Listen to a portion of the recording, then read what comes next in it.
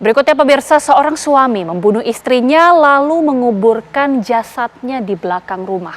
Pembunuhan tersebut terungkap 6 tahun kemudian setelah sang anak melaporkannya ke polisi. Polisi menjaga ketat lokasi di mana pelaku H membunuh istrinya J di tahun 2018 silam. Pembunuhan terjadi di rumah mereka di Jalan Kandea 2, Kecamatan Bontoala, Kota Makassar 6 tahun yang lalu. Pembunuhan terungkap setelah sang anak melaporkan sang ayah yang kerap melakukan penganiayaan terhadap dirinya.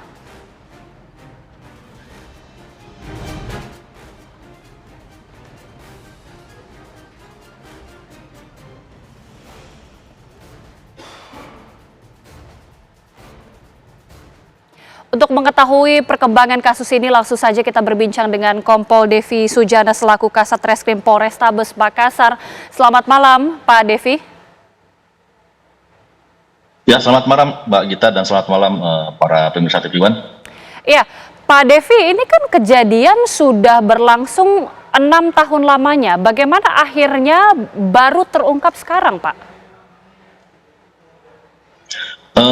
Selamat malam Pak. Jadi sebelumnya saya jelaskan dulu ada perkembangan informasi terbaru dari hasil penyelidikan. Kita koreksi juga bersama dengan ada pengecekan terhadap saksi dan alat bukti lain, termasuk adanya status Facebook dari pelaku sendiri, dan kita pastikan bahwa kejadian yang sebelumnya diberitakan 2018 ternyata 2017, tepatnya tanggal 7 Agustus 2017. Jadi kejadian ini terungkap hampir 7 tahun lamanya.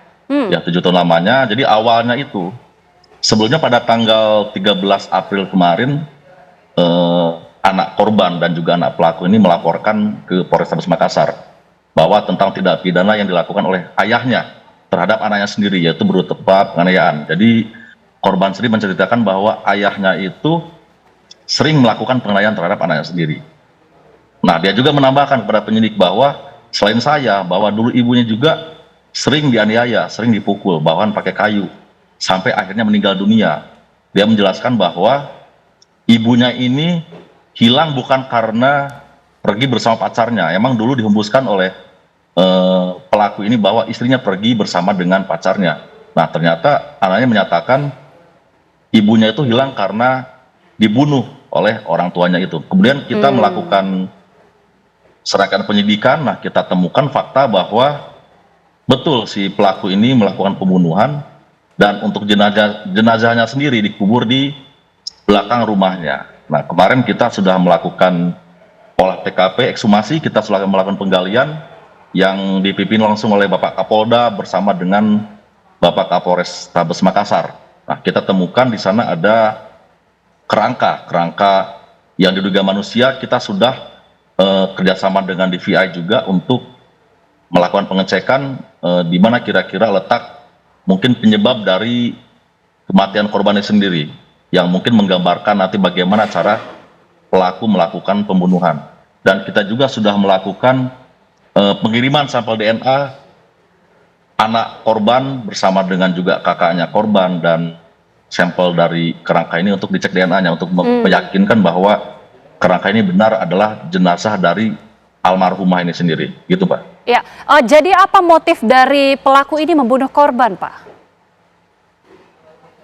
Nah, motifnya kalau dari keterangan sementara dari tersangka sendiri, adanya kecemburuan, bahwa sehari sebelumnya ini dari keterangan tersangka menyatakan bahwa korban sempat tidak sengaja datang ke pesta hajatan di sekitar kampung tempat tinggalnya, dan di sana tidak sengaja bertemu dengan salah satu tamu undangan, yang kebetulan tamu undangan itu adalah mantan pacarnya korban.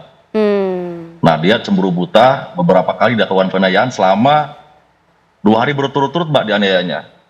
2 hari berturut-turut dia hanya mengejar pengakuan bahwa betul dia datang ke hajatan itu untuk bertemu dengan mantan pacarnya. Yang jelas hal itu menurut tersangka dielak oleh korban sendiri. Dia tidak mengakui ke sana sengaja bertemu dengan mantan pacarnya. Beberapa kali dianiaya, kemudian hari ketiga meninggal dunia.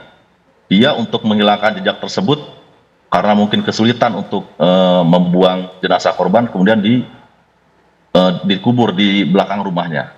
Gitu, Mbak. Baik, kita akan nantikan bagaimana perkembangan dari kasus ini. Terima kasih Kompol Devi Sujana selaku Kasat Reskrim Polrestabes Makassar sudah bergabung bersama kami di Apa Kabar Indonesia Malam. Terima kasih Pak, selamat malam.